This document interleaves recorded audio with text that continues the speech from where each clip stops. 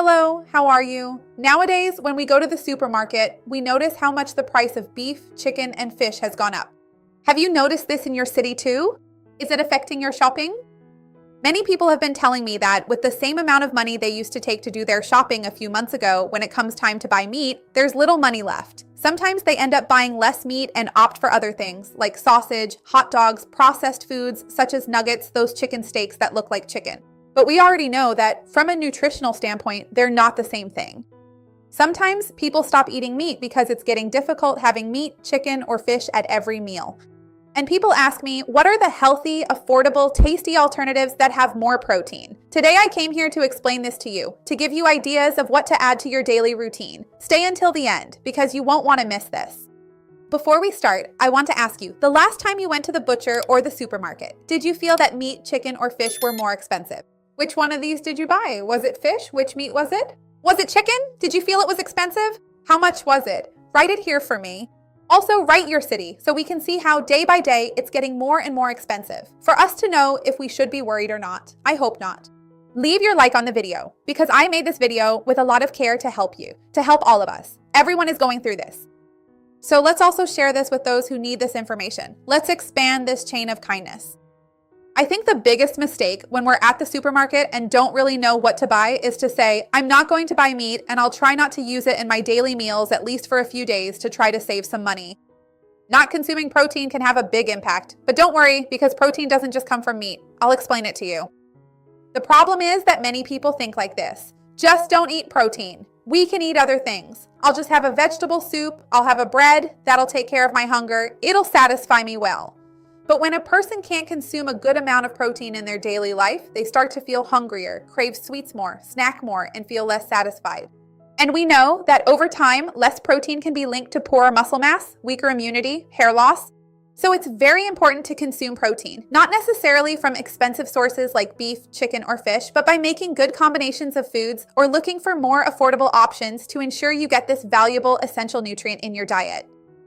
When we think about the first substitute for animal protein, in terms of meat, even if it's chicken or fish, the first thing that always comes to mind is eggs. Then there are people who will say, but Patricia, eggs are expensive too. But obviously, even though eggs are more expensive than they used to be, they're still cheaper than chicken breast or steak. So eggs really are one of the best direct substitutions you can make and one of the best cost-benefit foods we have in our diet. It's also an extremely interesting food from a metabolic standpoint. It contains complete protein because it's of animal origin, so it provides all the essential amino acids your body needs. Because there's that too. Not every protein you consume is a complete protein. So eggs do, in fact, contain all the essential amino acids that we can't produce by modifying the amino acids already present in our bodies. And in addition to that, they are rich in leucine. Leucine is a very important amino acid for maintaining muscle mass. It's like a biological switch that stimulates the maintenance and growth of muscle mass. And especially, this leucine becomes extremely important as we get older, 40, 50, 70 years old. We need to ensure good sources of leucine.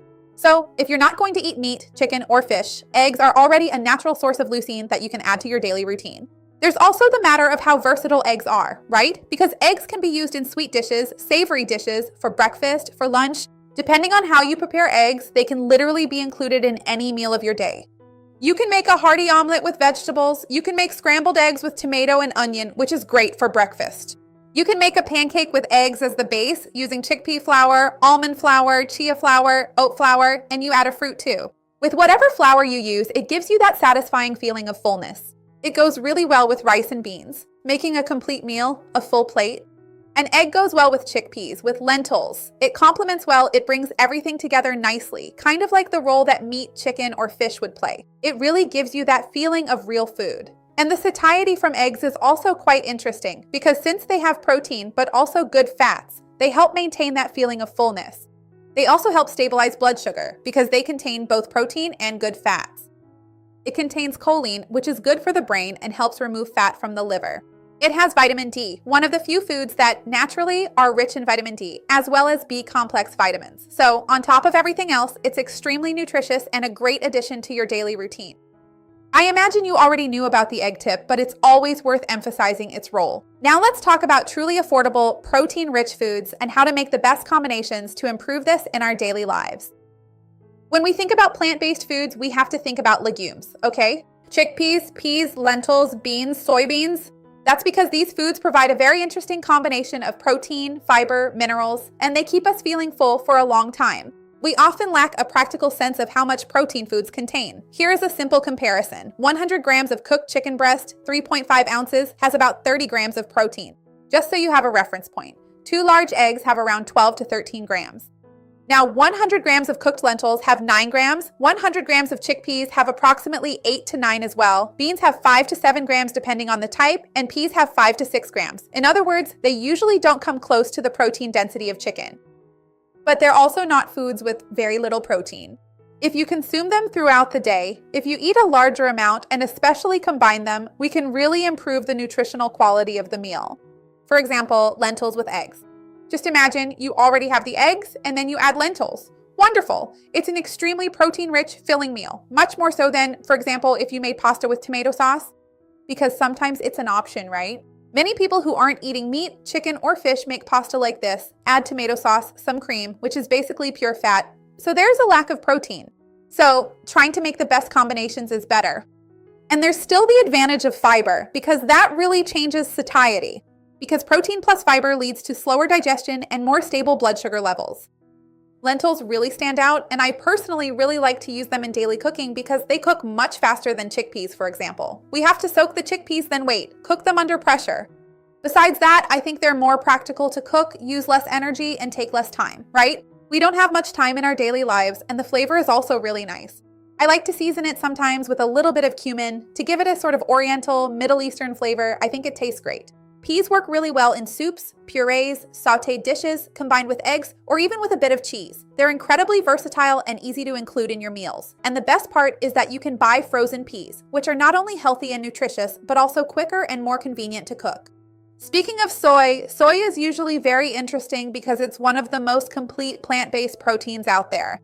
It has a good amount of essential amino acids and a protein quality far superior to many other vegetables out there. In fact, some foods derived from soy can reach truly impressive protein levels for plant-based foods. Because in 100 grams of tofu, you can get something between 8 and 15 grams depending on how it was made.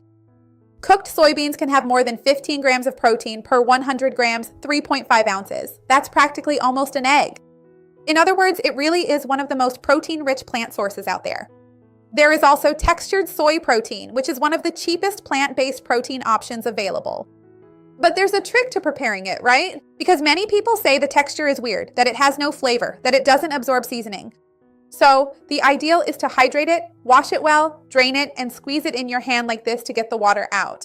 And then you season it with garlic, onion, paprika, cumin, herbs, add lemon, mustard, tomato sauce, tomatoes if you want. This reduces that residual soy flavor and greatly improves how well people like it. So for those who are on a tight budget, it can be a very useful tool. Making something like ground meat, from textured protein or those little pieces that look like sliced steak, it can be a good option. It's worth making a warning here about those processed and ultra-processed products made from soy because they are completely different from soy itself and from those minimally processed foods I mentioned to you.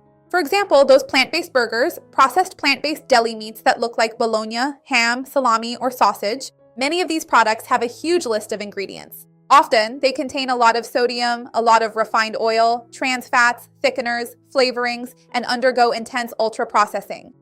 They're not always high in protein, and the protein quality isn't always good. So be careful, pay attention to the label of these processed foods that try to pretend to be burgers or nuggets. Because sometimes you think, at least it's healthy, it's plant-based, but that's not always how it works. Take a look at the label. We also need to talk about dairy products here, right? When we think about substitutes for meat, chicken, and fish, we have to consider this part of our diet, right? It makes perfect sense. Vegetables can provide this protein, but eggs and dairy, since they're animal sources, sometimes have a higher concentration. So they can be a great complement, along with a balanced diet throughout the day. For example, 100 grams of cottage cheese can provide about 11 to 13 grams of protein, which is roughly the same as 2 eggs, right? 100 grams of ricotta, 10 to 12 grams of protein. 100 grams of white cheese, 14 to 17 grams of protein.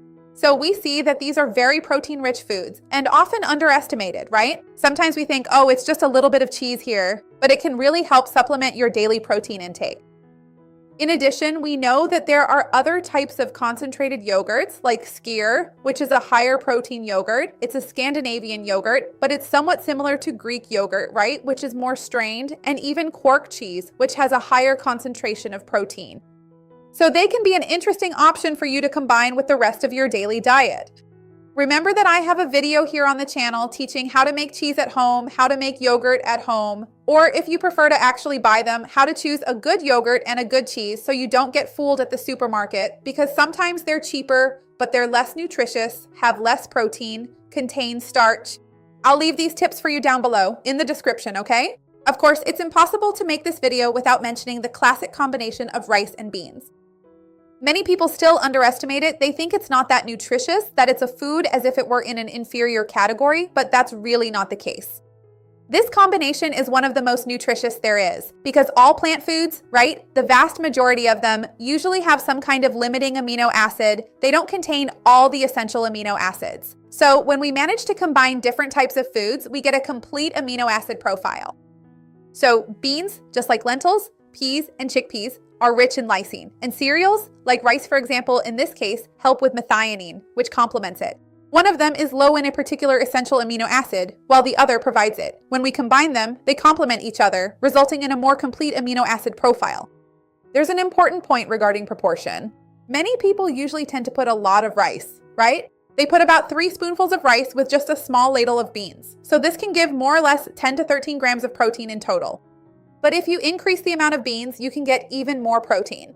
Because in fact, it's the beans that are richer in protein, not the rice. So being generous with the beans is a good option for you. Just don't go adding things like sausage to the beans, because then you'll be increasing the saturated fat and the calorie count, which isn't what we want, right? I have a video here on the channel about how to prepare good beans with tips on soaking, seasonings, bay leaf, ginger, lots of things to reduce flatulence and gas. If you want more tips, I'll leave them for you down below in the description. Now I'm going to tell you about some combinations that I personally like to make, but I want to remind you that I have some playlists here that might help you. Vegetarian recipes, recipes with eggs where the egg is the star, recipes with beans and lentils, recipes with chickpeas. I'll leave them down below in the description for you. One combination I really like is cooked lentils with eggs. I think it turns out really good. They go well together, right? The egg already has protein, but the lentils make it even better. I also love chickpea salad with cheese, and then you can add vegetables, greens. It turns out super tasty and very nutritious. You can add plain yogurt itself, sugar-free with various seeds, because we know that this way we get more protein and more fiber. It can help regulate the glycemic index and also increase satiety. You can also think about making pancakes, made with eggs as the base and some interesting type of flour, right? Add a bit of cheese on top. You could even use chickpea flour, for example, which is higher in protein. So obviously, rice, beans, and eggs, that classic combination that saves us when we don't have anything thawed and ready, is delicious and super nutritious. So the point is to always think about not eating, for example, like I mentioned to you. Pasta with tomato sauce, pasta with white sauce, rice with some ultra-processed breaded food that's not healthy, rice with sausage. It's better to go for vegetables, eggs, cheese, so you can have a balanced and protein-rich meal. Tell me, do you have a favorite combination that doesn't include meat, chicken, or fish, but is still nutritious and helps you save money? I'd love to see those combinations. Leave a like on the video. It really helps me a lot, and share it with someone who will enjoy it. Let's grow our chain of kindness. That's exactly what I want here on the channel. See you next time. Bye.